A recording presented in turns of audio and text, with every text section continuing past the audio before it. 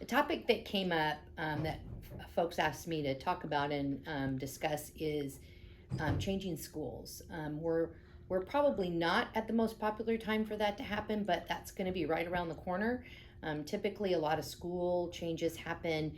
Um, People will move during the summer, so they may leave the school they're at, and then they'll be starting another school. We know that moving is much harder as the child gets older because they get much more attached to their friend base and activities and things like that. So it's much easier to move a preschooler than it is a high schooler. You will have lots of complaints from the high schooler unless they just don't like their school. But that being said, there's some things that help in that process. And this is difficult whether you're a child with special needs or whether you don't.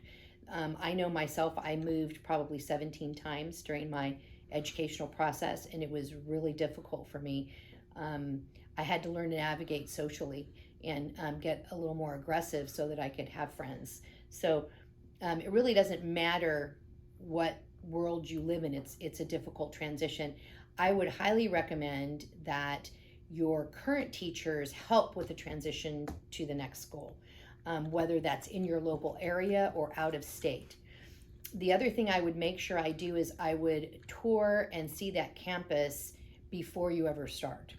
Um, if there's an opportunity for meeting the teachers while they're setting up the classroom before school starts, that's another great opportunity. I think familiarity with a face, with the environment, helps a tremendous amount. Um, and finally, I know some families that have actually done albums where, and this has been real helpful, they've brought photos from their previous school and previous teachers and previous friends, and then they've created a new one at the new environment. So, also, if you do arrive before school starts, start getting involved in social activities in that community, because chances are, if you're going to church or you're involved in some sort of athletics or some sort of club, you're going to meet uh, friends or kiddos that you might be going to school with. So those are just a few suggestions. Make sure you have a lot of time to really discuss and hear out the concerns of your child.